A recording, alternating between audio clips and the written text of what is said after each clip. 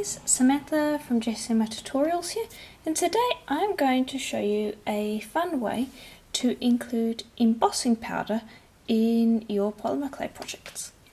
So I'm going to be using black embossing powder, but you can use any colour that you want. You're also going to be using translucent clay, because that way the embossing powder will show up. And I've got 3 pieces here. This is Primo White Translucent, and then I have 3 colours of choice. And the colours I'm using are alizarin crimson, and I'm using a tiny amount of that because it's a very strong colour. Then I'm using burnt orange, and this is a much lighter, less intense colour, so I'm using more of that to tint the translucent. And then I have navy blue. This is all Primo, and again this one is not as strong as the crimson, but it's stronger than the orange, so I've got kind of a medium amount. Then I'm going to mix that into each of these pieces, and I am going to tint them that way. And all you do is you just kind of fold that up together, and I would run that through the pasta machine a couple of times until that colour spreads throughout the piece of translucent, and I would repeat for the other 2. Okay. And here is how they look once they're tinted. Now these 2 aren't as strong as I'd like them to be, so you can always add a little more if you want. So I've added a pinch more to them. Always go with less than you think you need and then add more, because it's easy to add more colour, but once you've kind of over tinted it, you're going to have to add a lot of translucent to bring it back down again, and you'll end up using up a lot more clay doing that. Now also I am going to add the embossing powder. You could have added it before as well, but I prefer to condition the clay a little bit first. I'm just going to add a decent amount to each, like so. And then you're going to fold that over, and then you're going to mix that powder into the clay. And you can do the same thing with glitter if you wanted to do that. You could also use sand as well. That's another inclusion that I have found to work quite well. You could experiment around with spices, that works as well.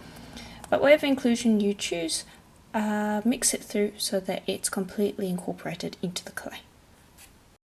Okay, and that is how they look afterwards. Now bear in mind the embossing powder will darken it up. We are going to be putting this on a white background, so that is perfectly fine. The more embossing powder you add, especially if it's black, the darker it's going to get, so just bear that in mind. Now I'm going to form each one of these into a cylinder, just by kind of folding it up, and they should be nice and soft now because you've conditioned them by mixing the colour and the powder in, so you should be able to form them into a cylinder. And I'll do this with all of them, making them all about the same diameter, like so. Okay, then I'm going to bring over a piece of black Primo polymer clay that has been rolled out on the thinnest setting of my pasta machine, and we're going to wrap those cylinders in the black. Okay, just going to place that down and trim away the extra on the outside, and everything I'm doing for the one you would do for the others.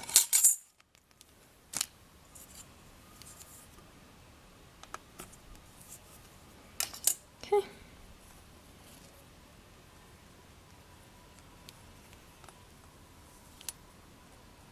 Then wrap that around, roll it all the way until the one side meets the other, and then give it a little extra roll, and that will create a divide line. And that's where you're going to cut, then roll back up. And that one unfortunately tore a little. That's fine, you can just patch that back in like so. Okay, and then you would do the same thing for the other 2. And there we go. Then what we're going to do is we're going to take each one and we're going to reduce it down a bit. And I like to use an acrylic block for this so that I reduce it equally the whole way, like so. And there's the one. You'll do the same for the other two, and then I'm going to leave them for about 15 minutes just to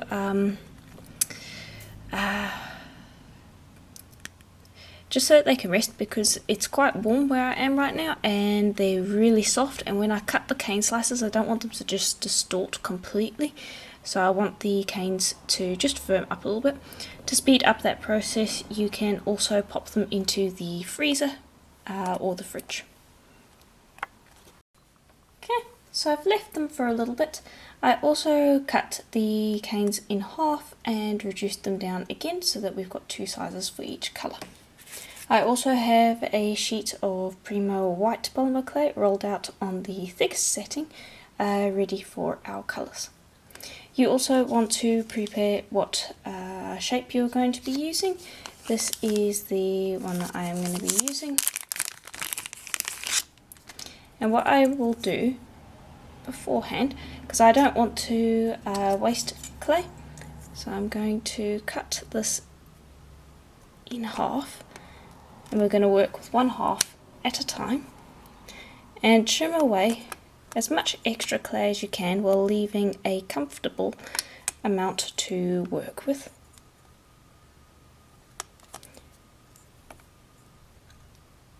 Go, and that should leave more than enough, and that white that you've trimmed off you can just pop back in your packet, and it also gives you a rough idea of where you want to be putting the slices. Pop that to the side again, and now we're going to cut the slices from these. And I'm just going to start with this one, and I'm using a nice thin blade, and I'm going to cut out a piece, and I'm going to cut out two for each cane.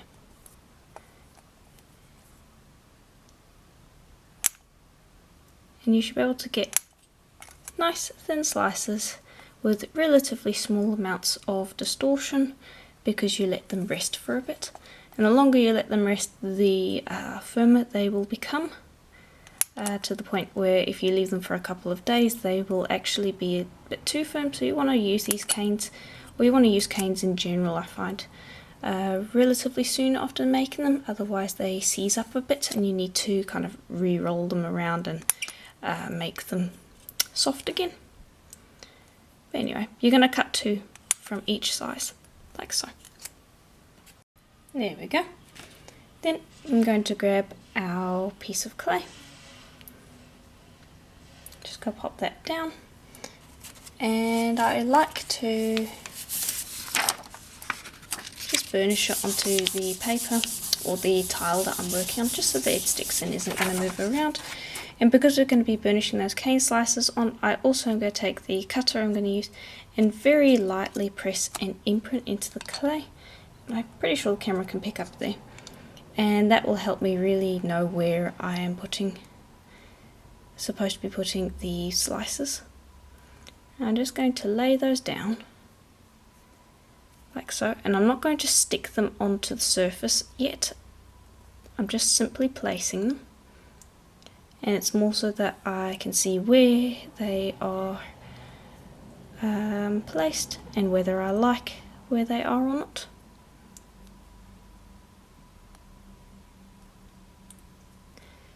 And if you don't like where they are, then you can move them around. And I'm going to play with that to see what I like.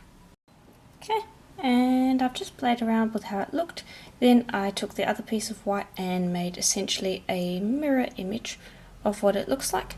And once you're happy with how they look, that's when you're going to take a piece of paper, lay it over the top, and burnish those slices down into the white until it is completely flat and you can't feel them anymore. Okay, and there we go. And that will have spread out your pieces quite a bit. Depending on how soft your cane was to start with, you will end up with more spread or less spread. But yeah, just burnishing the bottom because I just missed a little bit there.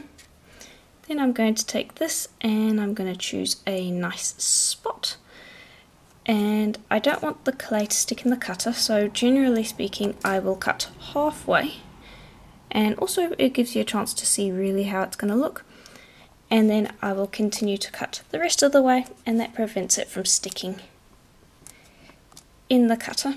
And you could also use something like cling wrap to avoid it sticking, but that would give you a domed edge. Now the little bit in here often sticks. That is just something that happens. If you want to avoid that, you can use cornstarch as well to make your clay less sticky. But I'm not too concerned about that. I unstuck it. You just pop like a little ball tool in there and you can unstick it. But the outer area is what I'm concerned with. So cut halfway through, reposition it again, and then cut the rest of the way. And I find that is quite successful.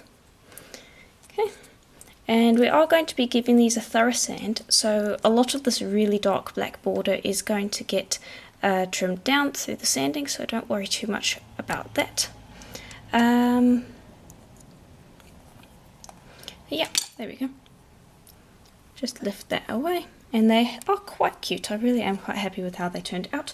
I am going to pop them straight into the oven exactly as they are. I'm not going to lift them up because I don't want to distort the image.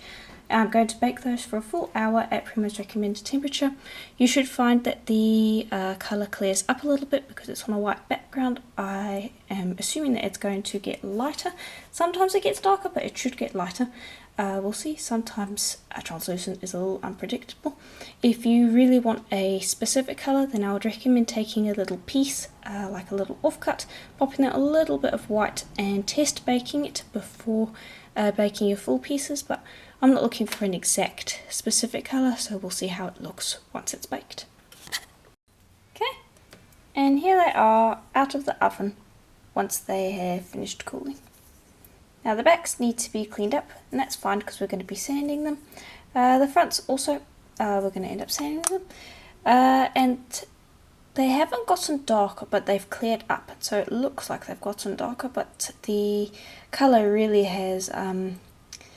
the word that is coming to mind is purified, or just kind of cleared up and looks a lot less muddy. So this is more red than it was in the raw form. So that's interesting. Now I'm going to bring over a 600 grit wet dry sandpaper, and I'm going to wet my piece as well. I usually would do this by the sink, and all we're going to do is we're going to sand the front, the sides and the back. And I'm going to do it only with the 600 grit, and then I'm going to bring over some polishing papers, and we're going to bring it up to a nice high shine so that we can buff it later on.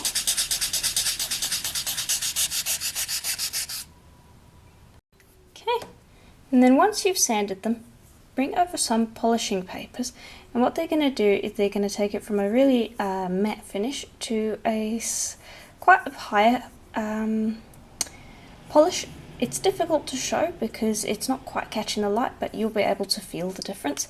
And then when we buff it, that's going to really bring out the shine.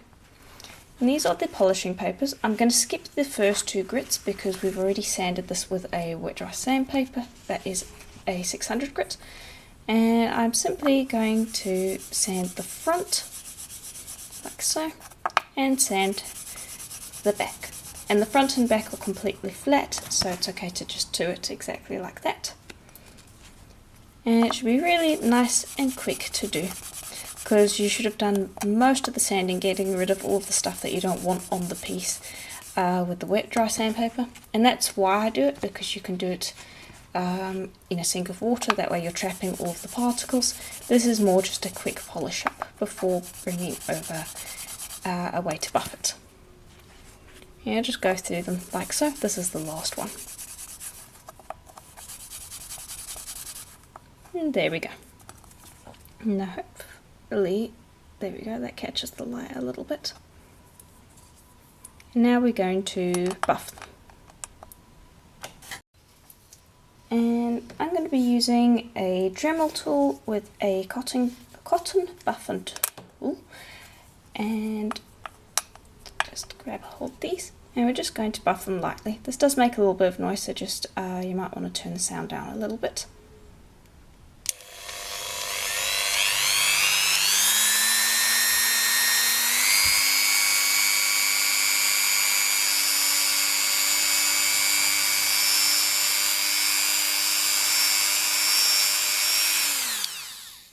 There we go.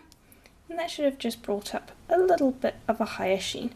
If you want it to be even more shiny, you can use something like Renaissance wax to bring it to a higher shine. Okay, and then once you've done that, grip a little eye pin and a ear wire. I'm going to be using Burroughs just because I like the look. You can use any colour you want. And just pop that pin into the top and screw it into place. Oops. And just bear with me for a moment while I do that, because it can be a little difficult to do that. I might go off camera, but I'm just twisting it into place. And the clay should be soft enough for you to do that after baking. There we go.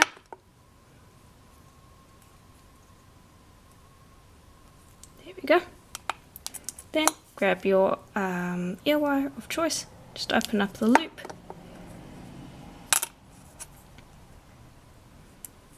pop that on, and close it up. You can add some extra little bauble at the top if you want, but I quite like the simplicity that this gives. And I have already done the other one. And yeah, that is pretty much it. Nice and simple. It creates quite a nice retro look and is a really nice way to incorporate embossing powders into your project. Of course, this is not the only way that you can use these canes. You can use them for just about anything. You could pop them together. They're basically bullseye canes. So yeah, feel free to experiment around with it. But again, thank you for watching the tutorial. If you did enjoy it, please do let me know in the comments below. And I will see you in the next video. Bye for now.